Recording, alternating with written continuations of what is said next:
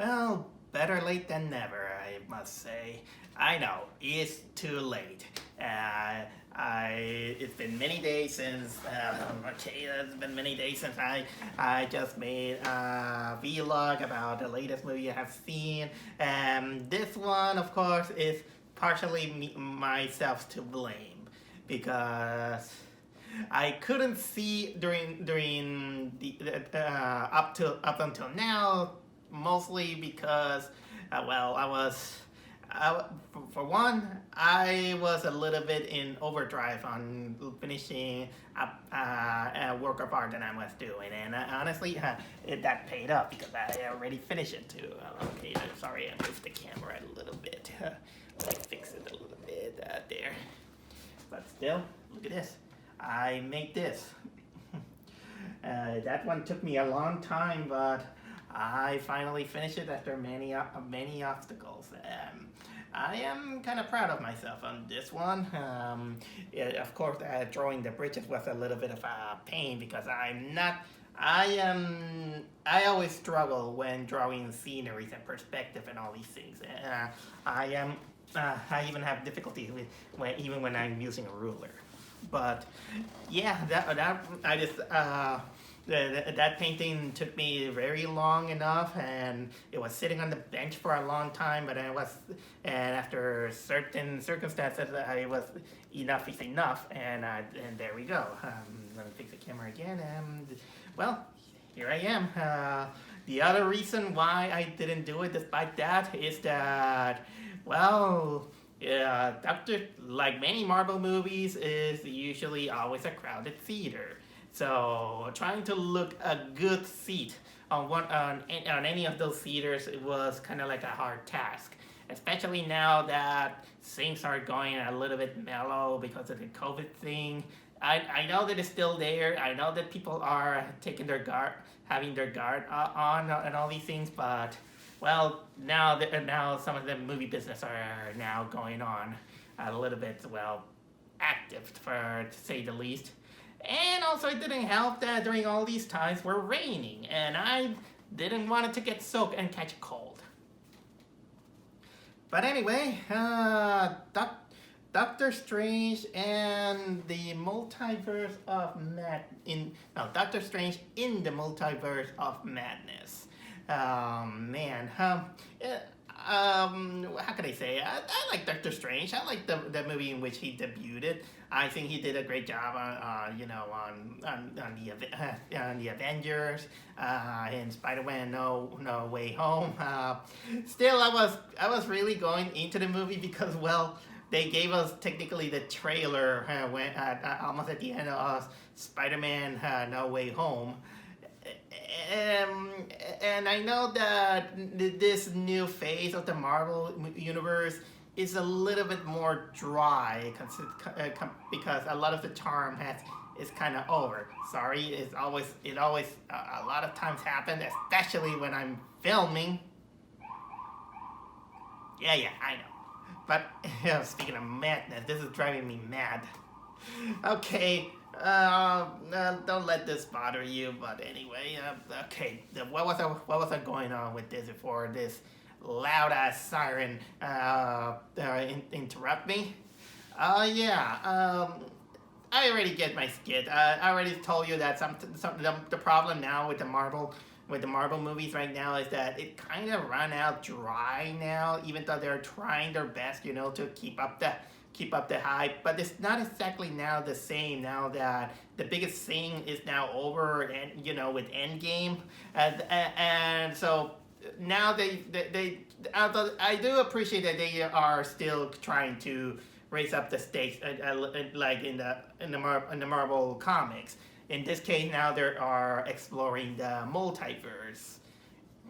And I have almost nothing against multiverse. When it's written well, they can be interested. But I think the problem that kind of take me out on this one is mostly that now a lot of the stories and all these things, now it kind of makes you that you feel forced to watch them on how can I say, on Disney Plus with all these Marvel TV series. So unfortunately, I didn't see any of those shows. I didn't see Loki. I didn't see WandaVision. I didn't see what was it? What was a Moonwalker? I don't remember what Moon Knight. Moon Knight. I think it was called. Haven't seen the Winter Soldier and the Captain. None of those shows I haven't watched. But I hear a lot of. I did saw some people, talking about it. Although most people are kind of like in the middle, saying that it's fine or it's bad or something like that. So, but honestly, this phase is running a little bit dry, especially since last year was a terrible year for Marvel, with giving us really big stinkers like Black Widow or the Eternals. Spider-Man was actually the one that saved it, and now we got Doctor Strange in this one. And to make things more interesting, they hired Sam Raimi to direct it. And I'm a guy who has a lot of respect to Sam Raimi. I actually love his Evil Dead movies. I love all three of them. I like the first Spider-Man movie. Although the second movie it kind of lowered my expectations now. It's still good, but many people it's kind of like the best, but I kind of disagree. Maybe I will agree a little bit more. Sorry, if only the pizza delivery scenes wasn't there, because I think that scene was a little bit cringy nowadays. But each on its own. Spider-Man 3 definitely sucked. That one was boring as hell. And it did injustice to a lot of things. But it's rare things that I've seen from Sam Raimi also. I think that the last movie I saw from him, actually, as a director at least, as director or a producer, yeah, I think he directed this. Give me a second. Yeah, he's the director in this one. But I think that the last time I saw him direct something was years ago with Drag Me to Hell, which I love the concept of Drag Me to Hell, but this is a movie that is going to be a little bit harder for me to watch because it involves a little kitten being a victim, and personally, I am a cat person, and something happens to this poor little kitten is so, how can I say, really disturbing, at least for my taste. Although I will watch it, but I will watch it again, but I just I'll skip that part, but still get the idea. Because this is one of those few moments that movies that I don't want to even watch it. That part got me really sensitive due to my taste or something like that. But either way, I have a high respect to Sam Raimi, even the things that he produced and all these things.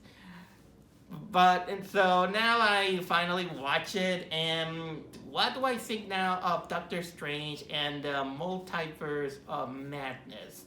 In the Multiverse of Madness. Well, I like it actually. It's not as grand as the last the Spider-Man movie, and it does kind of follows up with these things, and it does follow up the multiverse thing. But man, that I dig it.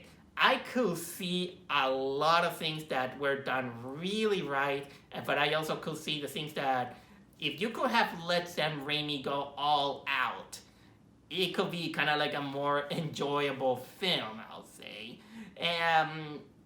But of course, there are also some parts in which you're gonna notice. You really notice that there's some how can I say corporate interference, in which they say, okay, at this, at that, at this, and it could be both kind of questionable, I'll say. Mostly questionable in the sense that, well, well, I'm not gonna go too much into in the politics scenes. Luckily, it didn't go as far as Black Widow or the Eternals. But you can notice some snippets here and there. But luckily, it doesn't.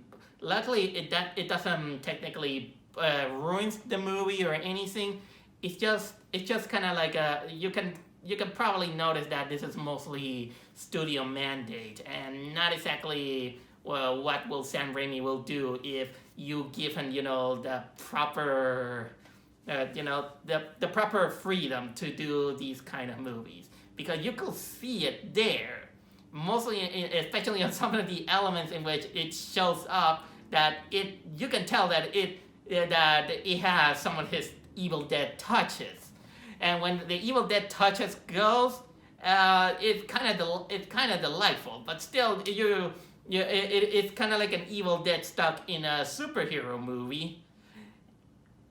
And you can and there's some moments that you can tell that it could have been a horror superhero movie, in which they did that before. They tried with New Mutants and it failed, and they tried with Morbius and it failed.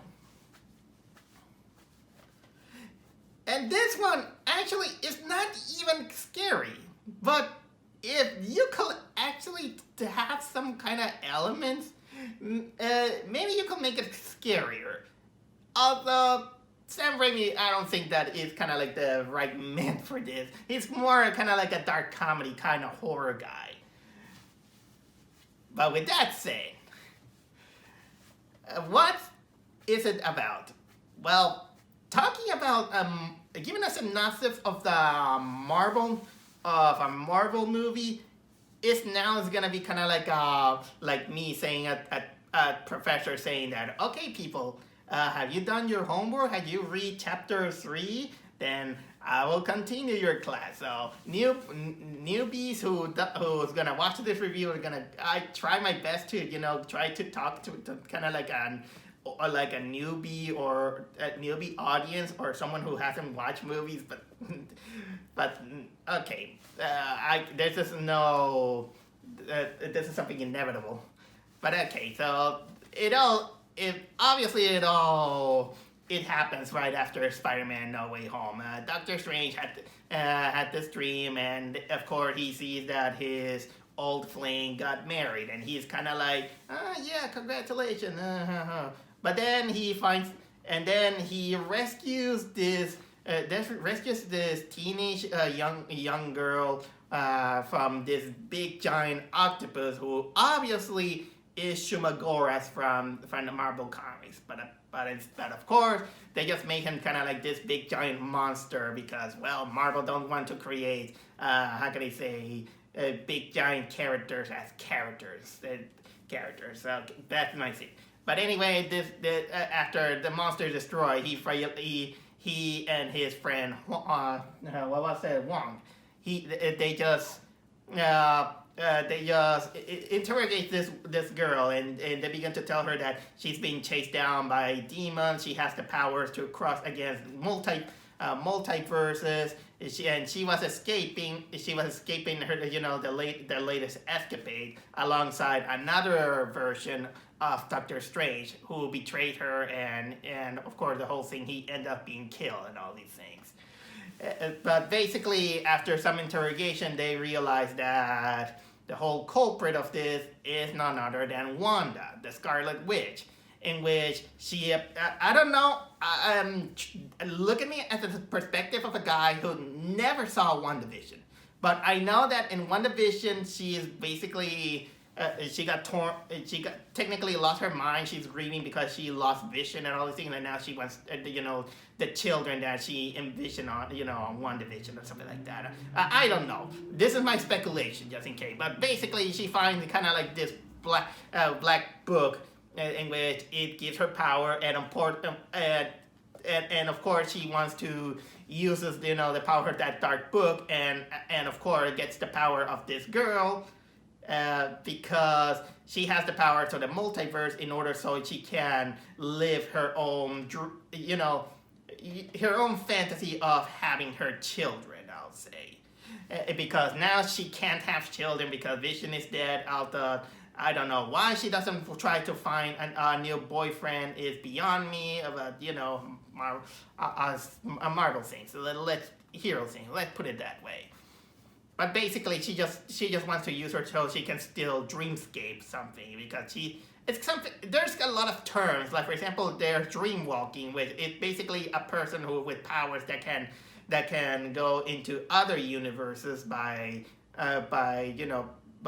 being in their dreams, and whatever you dream, it's also turns into reality and all these things. And basically, the whole thing is that they're trying to protect this girl from the Scarlet Witch, who become mad, and now she wants her even at the cost of millions of people. And if she does that, it of course is gonna bring disaster to the multiverse, because of course when you deal with a lot of parallel dimensions, the balance is gonna be destroyed and all these things. It's technically the order of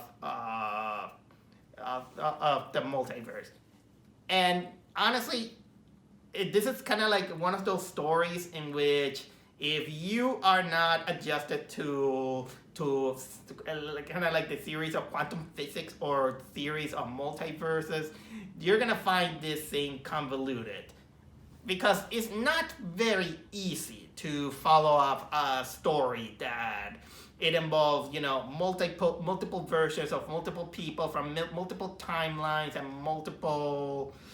from multiple forms and multiple, how can I say, multiple events that they say if this happened, then in another place it could happen. Kind of like what was it, the Rorschach's cat, or it's very you know what I mean. You know what I mean. Even my tongue is having this tongue twister in it. Luckily, I got used too much to these kind of stories, because to the point that I get it. I begin to get it. I played Kingdom Hearts, and I love Kingdom Hearts, and many people call it convoluted. And yes, it's convoluted, but it's convoluted because you don't get it. You don't make the research. You don't see it from day 1 to day 2. So once you get it and try to put the pieces together, which is not easy, I'll tell you, then you will get the flow. But even if I said that, it's pretty much a hard task, since sometimes people will go in without knowing anything, and they will still be confused. That's basically one of the how can I say, one of the disadvantages of going through jumping into a story that it has so many elements and you're just new to it. You don't jump from the beginning, but you jump in the middle of it. You basically kind of like don't understand, and when there's a lot to understand, you won't get it. But aside from that, I did like some of the other elements that this movie had. Let's go, like for example, the acting. The acting is obviously really good. Benedict Cumberbatch, he sells out at Doctor Strange. I think he was the perfect choice for that. What was another? Elizabeth Olsen. She does. She really also stand out as the Scarlet Witch. I know that I didn't talk much about Benedict Cumberbatch, but he's just. I'll just say that he did great. But I will say that there's a distinct acting on the Scarlet Witch, on Elizabeth, because she basically was known as the hero, but now she's kind of like the villain of this movie. And boy, that when she delivered, she kind of acted like one of those how can I say, one of those angry mothers or spoiled brats that they just want to do everything, even because she just wants to. And everyone tries to reason with her, but she just, no, I will do what I want to do. But the delivery, she comes up as as kind of like a serial killer, and with magic, I'll say, and it comes as really scary, at least for Disney, at least for what was it, Disney Marvel territory. So this is what I meant, that if Sam Raimi could have pushed it a little bit more further on the things that she's doing, she might end up, well, being like one of the Deadites, I'll say. Or so yeah, she comes up as a great villain. Sometimes even some of the greatest heroes can turn into the great villains. What else there is? Benedict Wong. Yeah, he's still Benedict, very likable and all these things. I don't have the. Oh yeah, there it is. I also gotta give a little bit of credit to Xochitl Gomez, in which she plays the girl. Although I kind of question a little bit the name. The name of that girl is America Chavez. America Chavez. Basically she's a Latina actress, and she's wearing kind of like these. She's kind of like wearing stars, I'll say. And for a character, I mean, not to discard the actress, it's kind of a little bit the name, America Chavez. And if there's something that, and she goes from multiverses to multiverse and all these things, which kind of makes me question some things. But you know what? I'll leave it to you in your imagination. But I think I gave you enough clues of why I kind of like. We were kind of like rolling my eyes, but it's nothing bad, but it's kind of something like that got me into it. And of course, she has both parents, which are both mothers. I don't have a problem, but considering what Disney is technically giving you winks and all these things, I was kind of like, oh, I see what you did there. Yeah. But yeah, this character, she has a great power in which she can go into multiverse, but she can't control it because she just open all these portals when she gets scared and all these things. Unfortunately, I will say that this character, in terms of personality and all these things, she comes up a little bit flat or bland, I'll say.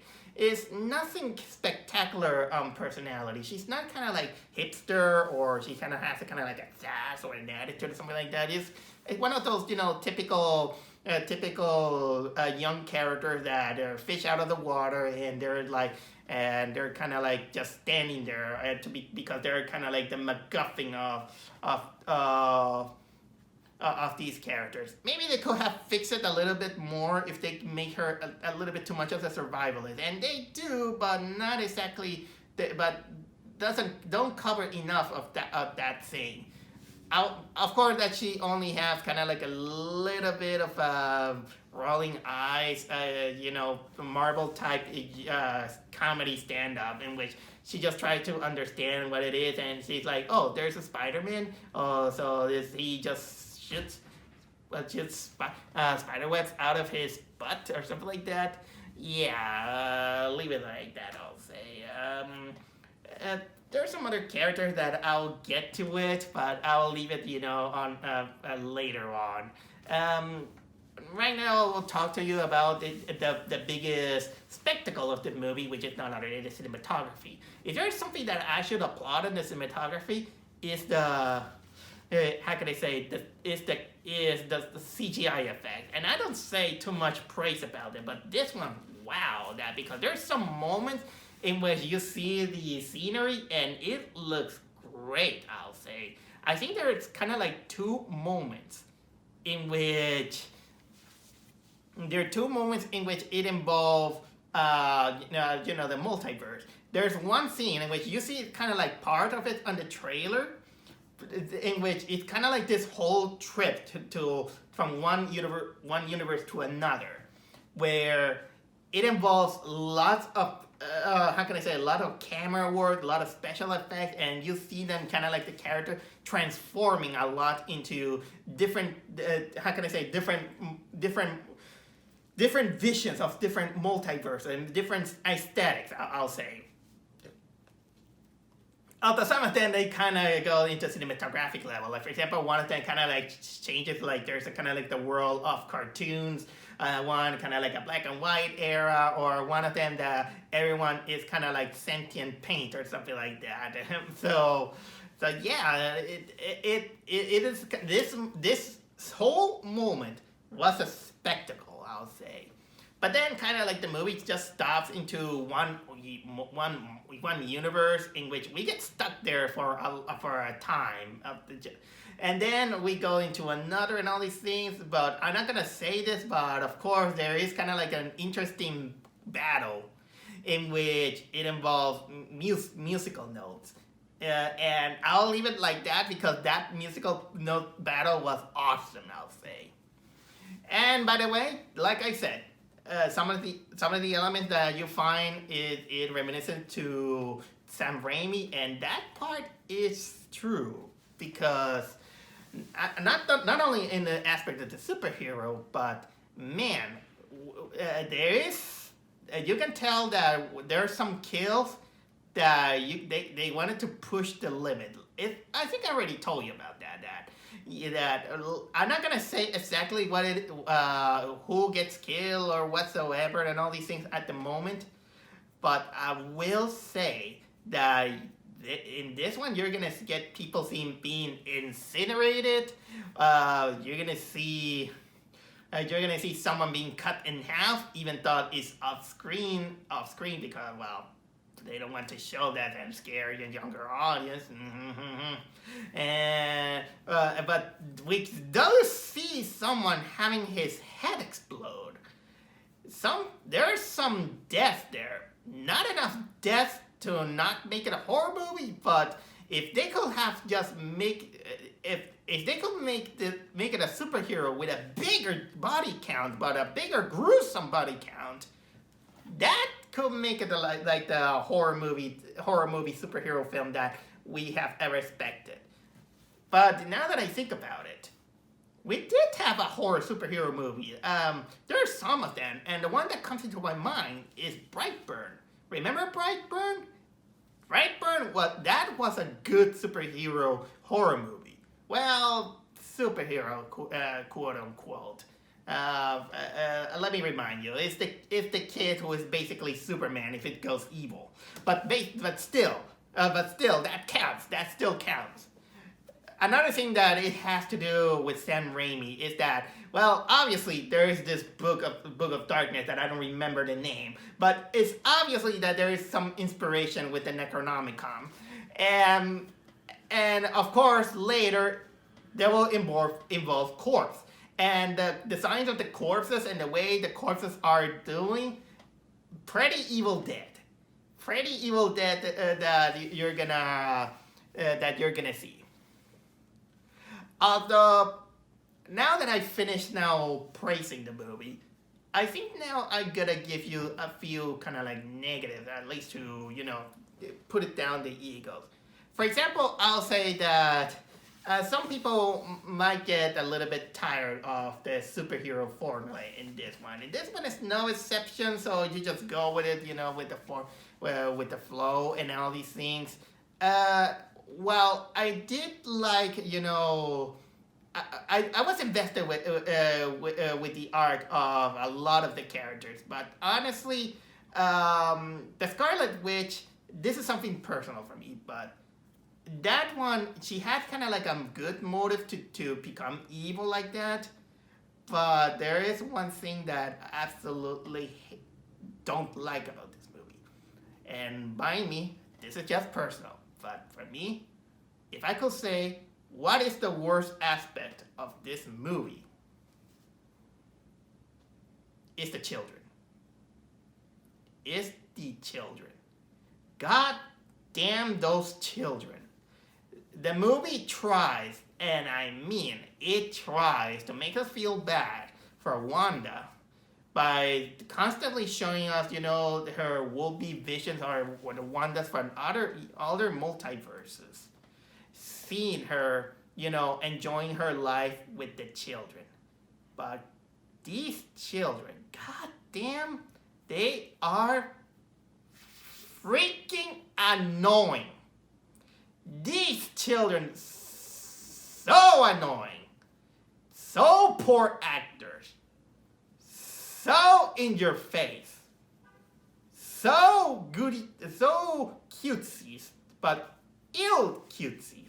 So much to the point that even in the whole movie, I was like, Wanda, is this worth it?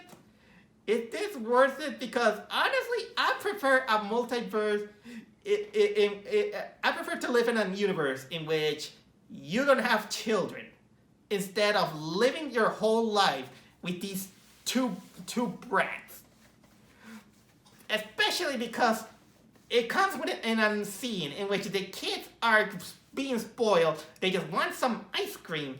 And in order to tell her how they want ice cream, they just begin to sing this song. They wanted to make it cutesy, but no, they don't do that. The kids were such brats. Why? Instead of having children acting like children, saying yeah something like that, make the kids kind of like helpful, like they are helping their mother or something like that, showing that they're good kids. But no, they're brats. They're brats, and they have like, I talk about mommy or something. I love you, mommy, or something. These children, I don't know. This is kind of like the biggest sore thumb in the whole thing. That it was not all of this. It's not worth it because of those kids. I don't hate kids. I hate bad acting kids. I hate kids when they use badly on movies. And every time these kids appears, it's cringy. It's almost like people, they just think that children are it's just a tool to to say, oh look at them, they're cute or something like that. No, some kids are not worth it. I mean, look at these guys at Learn in Brightburn. I thought in Brightburn, this kid was evil because of some reasons, but at least they are not spoiled brats like these two kids.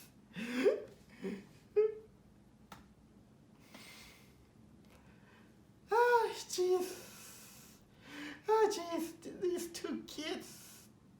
That's probably kind of like one of my least favorite parts of this movie. These kids. And there's some... And I already also told you some element that that there's studio mandate. They're studio mandated because there is... they had to do because they had to do and all these things. But you know what? For this, I will be spoiling some of the quote-unquote surprises that the movie doesn't show in the trailers and all these things. But you can tell that it was kind of like some show-offy stuff. But for that, I think that it is a right moment to put the spoiler section here. Because I'm sorry, I gotta get out of here for a while or else I'm gonna keep talking about these annoying kids. But anyway, most of the movie also takes place. Most of the things that take place in another universe after escaping Scarlet Witch. Destroying the place where the other sorcerers are. Doctor Strange and America Chavez. They have kind of like this universe in which it looks like what will happen if New York was more eco-friendly.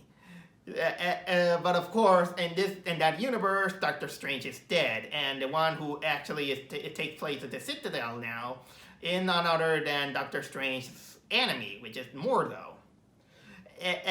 But of course, Mordo now he tricks them. He captured both of them. Doctor Strange encounters another version of his old flame.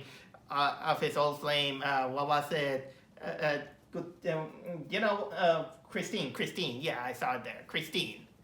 And here's the thing that I never expected. I never expected that he's gonna go into a concept which is called the Illuminati, in which he finds kind of like a British female version of Captain America, a guy who he has yelled with his voice or something like that. another woman who is kind of like like Captain Marvel. Some guy named Captain Marvel. Another, or no, it's a woman. I think it's a woman called but it's another version. No, you know what? No, Captain Marvel. I think it was the guy who can yell or something like that. He was kind of like another version. There's another woman who got fire power or something like that.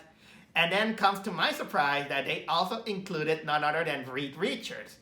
Yep, Reed Richards, Mr. Fantastic, one of the Fantastic Four, to show off that they got fought.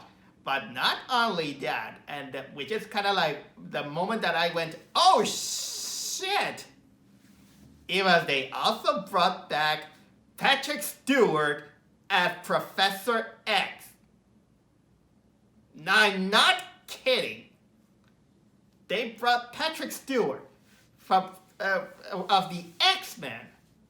And you hear in the background the stinger of the 90s cartoon. You know,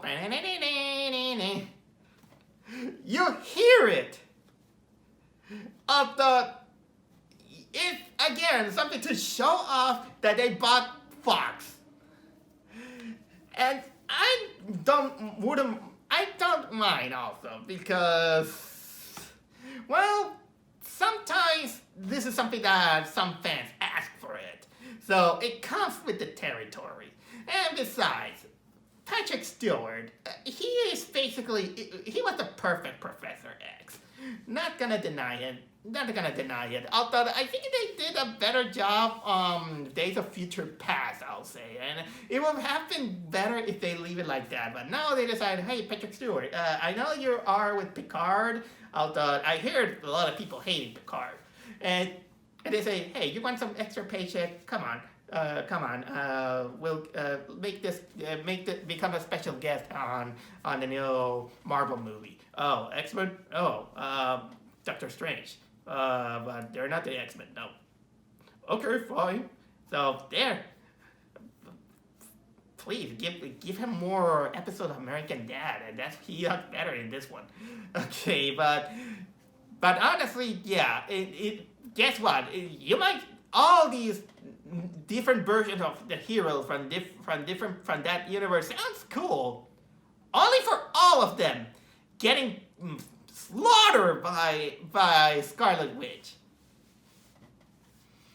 Although, again, some people might be mad. I just speculate that. But I was okay with it because, honestly, if that's technically the excuses that you can make on a multiverse theory.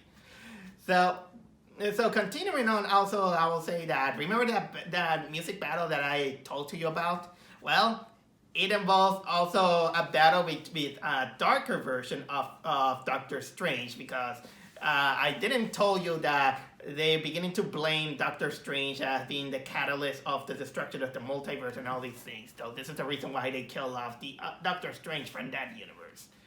So apparently they had to kill that evil Doctor Strange in order to get, the book. And of course, the book has forbidden magic, and of course that it takes a toll on the Dr. Stephen Strange, in which basically it also shows you in the ending in which it makes him pop up, another eye on his forehead, which is basically a reference to an element to the comics, which is the Eye of Agamotto or something like that. Or not me. I'm not very 100% knowledgeable about this. But I will say that while the climax, which is the final battle with Scarlet Witch and zombie Doctor Strange, which is awesome, I'll say, zombie Doctor Strange battling was awesome. And of course, finally, America Chavez decides to, uses her power. And she does it again in a very, very unsatisfying way to finally defeat the Scarlet Witch. In which the way to defeat her is to transport her to the children from another universe. In which the children are scared, like, no, master! God damn these children, I hate those children. And of course, Wanda's like, I mean, the real Wanda. I mean, they're not the Scarlet Witch, but the Scarlet Witch is like, what had I done? Everyone was telling you this! And by the way, I forgot to mention that apparently all these versions of Wanda having a family, no father. There's no multiverse in which Vision is alive or is a different father. What? What is happening? So, it's basically with the power of pity that they decided that one is like, what have I done? Okay, you guys all run away. I'm gonna. I decided to, seal all these powers by killing myself in debris and all these things. What if the movie had a little bit of more? How could I say ballsy? I'll say. They should have made Wanda, lost her completely. Making the Scarlet Witch genuinely evil. Make her try to kidnap the children. I know that I sound horrible and all these things, but that will raise the stakes even more. And yeah, it wouldn't look well on someone being kind of like a hero or something like that. One was a hero, one was an avenger and all these things. But unfortunately, there are times in which heroes fall. But of course, but maybe I'm being harsh, but maybe for the credit of it kind of humanizes the character. Now a lot of people, but I think it's mostly that I am a little bit, how can I say, fatigued of always trying to humanize villains that they are even desperately to destroy the world and all these things, and they just want to humanize them out of petty things. But when sometimes the most evil character can do a lot of things evil more than pettiness. But that's just me. But anyway, everything ends well. America Chavez, she finally she becomes apprentice, there. Doctor Strange also comes up with terms that he can live a happy life, with the life that he's chosen and all these things. But of course, now he has to deal that he now has a third eye. And then we roll the credits, and the credits, of course, that we got the mid-credit scene in which I don't know who that woman is. So help me out. I don't know who that is, in which she's like, hey, you created some distortion, so you're gonna come with me into the multiverse. So in the middle of New York with everybody watching. And Doctor Strange is like, well, let's go. And with the eye and opening and all these things. Next time, you know what? Next time I see Benedict Cumberbatch, I'm gonna call him Hiei from Yu Yu Hakusho. Oh yeah, and I did stay in order to see the whole credits, and then the final credits is just a joke. It's just a joke because in the ecological New York, Doctor Strange, he kind of cursed a man in order to hit himself, and then you see the man kind of like hit himself a lot of times, and then he finally stops, and he's like, oh, it's over. Movie's over. Fourth wall breaking. That's it. So basically, that's all the spoiler section, and there you go. Doctor Strange in the Multiverse of Madness. I enjoy it. I enjoy it a lot thanks to the techniques of Sam Raimi. Some things I kind of questionable because you can notice some things that they wanted to add up, because Disney wanted to become as progressive as possible and also to show off that they bought Fox and all these things. But luckily it didn't bother me enough to turn itself like Black Widow or the Eternal. It's fun enough, and so you can brush it up and say that it's just technically a typical element. And if you don't know about all the backstories out there, you're gonna get a good moment enjoying super superhero film involving Sam Raimi. Although I gotta say that if they could have a little bit more budget and a kind of like a clear idea, maybe they could make it a little bit more maddening. I'll say make it more, making it a travel to a lot of multiverses instead of staying like three or something like that, and we see only a few brush of them. Uh, I was just asking kind of like a 3 hour and a half movie involving it was kind of like the Simpsons episode where Homer goes to the multiverse or something like that, or a Rick and Morty thing. But maybe it's not that kind of thing. That's just I'm just saying what will be a real madness. I'll say. Now that I think of it, yeah, I'm a little bit disappointed that they kind of wasted Shumagoras. What else? Again, the only thing that I didn't like is the kids. I found those kids really, really annoying. So, seriously, Wanda. Seriously, Wanda. What? Was it worth fighting for these kids?